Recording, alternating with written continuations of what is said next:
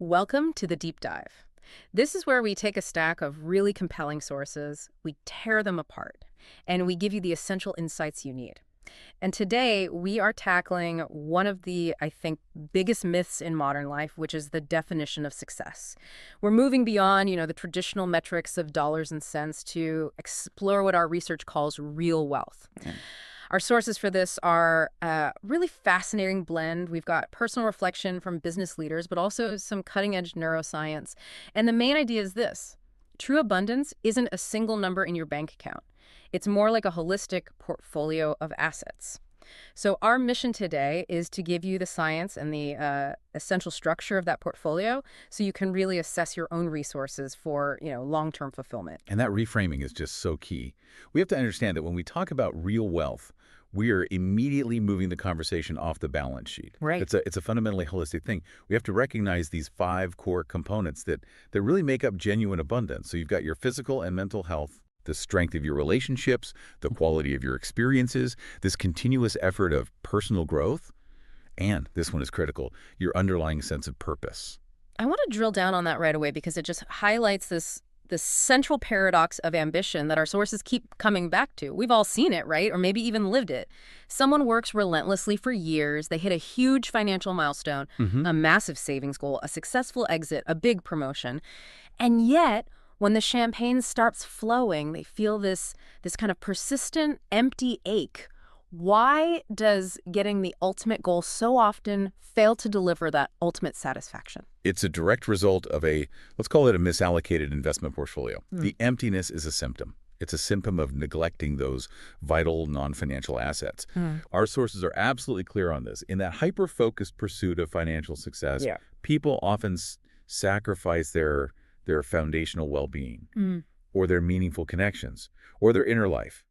They were optimizing for the wrong target, essentially, chasing a high score in a game that, it doesn't actually measure overall life quality. But this isn't just like a philosophical thing. The sources anchor this in hard science, which is where this deep dive really gets going. So if someone gets a huge financial win, their brain does light up. It feels good.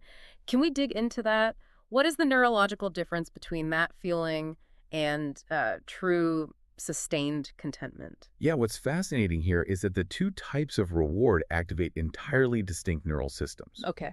So when you experience a purely financial gain, that sudden influx of cash, the win, your brain stimulates the short-term instant gratification centers. The dopamine hit. The dopamine hit, exactly. We're talking about the dopamine pathway and specifically the nucleus accumbens. That release is rapid, it's powerful, it's exhilarating. I mean, it's an ancient evolutionary system designed to reward immediate actions tied to survival, like finding food or shelter.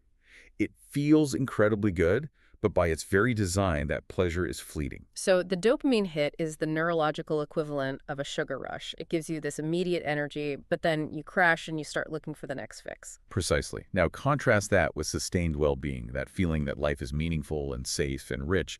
That comes from entirely different, often more evolutionarily recent neural networks. These are tied to really complex functions: social connection, self-reflection, emotional regulation, meaning-making. So a different part of the brain entirely. Yeah, a different system. When you feel gratitude or a deep sense of belonging, or you align your actions with your values, your brain doesn't just pump out a quick hit of dopamine. It releases different neurochemicals like oxytocin, which fosters bonding and trust, and sustained levels of serotonin, which regulates your mood and promotes resilience. These networks provide a much more stable, longer-lasting sense of peace and fulfillment. I mean, our brains literally confirm that gratitude and belonging light us up with a sustained intensity that simple financial wins they never could. Okay, this raises a really important question, though, and I want to introduce a little bit of friction here. If that short-term financial fix is so powerful, that dopamine rush, and let's be honest, money makes it easier to access the other things, like good healthcare or enriching experiences. Sure. Isn't chasing financial wealth still the most practical starting point? Isn't it just pragmatism? That is a very common and logical assumption. Yeah. But the sources argue it's a critical prioritization Yes. mistake. Well, if you dedicate 99% of your time to securing the financial foundation while letting all the other pillars just crumble, you're sacrificing sleep, ignoring your spouse, canceling creative stuff. By the time you finally reach that financial goal, you're too depleted and disconnected to actually enjoy it. So you have the key, but the house is empty. Exactly. They frame it not as a necessity, but as a critical imbalance. You have to invest in those sustaining networks concurrently. So if financial gain is the sugar rush, we need to transition to a more holistic, balanced diet. This brings us directly to the structure our sources provide, the blueprint for how to build that comprehensive wealth resilience. They define four core pillars that have to be built to support long-term contentment, regardless of your bank balance. That's the structural framework. These four pillars represent the essential investment categories for truly living a rich life. Pillar number one is health. And we're defining this broadly. It's physical, mental, and emotional well-being. So not just, am I sick? Yeah. Not at all. It's the active cultivation of vitality. The sources stress that physical health exercise, nutrition, that provides the raw energy. But mental and emotional health, that provides resilience. This involves things like a structured mindfulness practice to regulate emotional volatility and deliberate self-care rituals that replenish your reserves before you hit zero. That distinction between energy and resilience is so important. Okay, let's move to pillar two, relationships. If health is your personal foundation, then strong social bonds are kind of the scaffolding that holds you up during turbulence. But what defines a rich relationship portfolio? Is it just having, a lot of friends? No, not at all. The sources really emphasize quality over quantity. Strong connections, those bonds built on trust and mutual support, they're instrumental in reducing the physical and psychological toll of stress. When we feel securely connected, our nervous system literally calms down. That's facilitated by those oxytocin releases we just talked about. So it's a biological reality. It is. Investing in relationships means actively scheduling time for deep conversations, showing vulnerability, and prioritizing presence over productivity when you're with your loved ones. That is a direct investment in your emotional resilience. And pillar three is experiences. In an era that's so defined by consumerism, the research strongly advocates for enriching life moments over just accumulating more stuff. Why are experiences a better asset class than things? This connects directly to a concept called hedonic adaptation. Okay. When you buy a new expensive thing, a fancy car, a new gadget, Yeah. there's an initial dopamine spike, sure, but you adapt to it very quickly. It just becomes the new normal and the joy fades. That's hedonic adaptation. I think we've all felt that. Oh, absolutely. But experiences, they produce lasting narrative memories. They embed themselves in their personal identity. They often involve novelty, challenge, connection, all of which deepen our sense of fulfillment in a way material possessions simply cannot match. You don't adapt to a memory, you incorporate it. Finally, we get to pillar number four, purpose and meaning. This feels like the alignment piece that ties it all together. How do we distinguish purpose from just, having a job or being busy? Purpose isn't necessarily about some grand single career path. It's more about aligning your daily actions with your deepest held values. It's the feeling that what you do matters, even in small ways. The sources suggest that when you get this alignment right, when you feel your contributions are meaningful, whether it's to your family, your community, or the world, it cultivates this incredible internal engine. And this engine doesn't just generate fleeting motivation.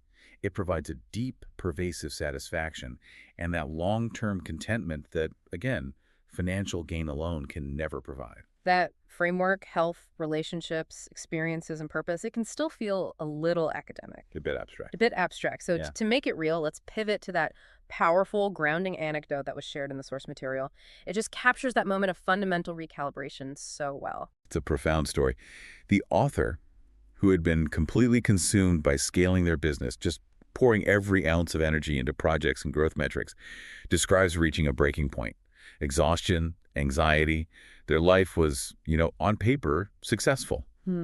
But internally, they were bankrupt. And the turning point wasn't a big vacation or a massive bonus. It was something utterly simple. They describe pausing their relentless hustle one Friday evening for a home-cooked dinner. No expensive reservations, just their family around the table, total presence, and shared laughter over simple food. And the author noted the immediate visceral effect. The intense, constant internal stress, which had become their emotional background noise, it just melted away. Wow. Their energy lifted, and in that moment of connection and simplicity, they felt genuinely, undeniably abundant. The abundance wasn't measured in that quarter's revenue. It was measured in the quality of the laughter and the security of the connection. It was the realization that the genuine abundance came not from what they were chasing in the future, but from what they were fully present for in that moment. It reminded them of who they were, beyond the identity of the hustler and the earner. It shifted the source of reward from transactional to relational. Exactly. And this led to a pretty significant behavioral shift, a deliberate strategic decision to start treating these non-financial elements as actual asset classes. As part of the portfolio. As part of the portfolio. Family time, mental health practices, creative energy, these were no longer soft, secondary tasks to be squeezed in. They became mandatory, high-priority investments. And this is the critical application point.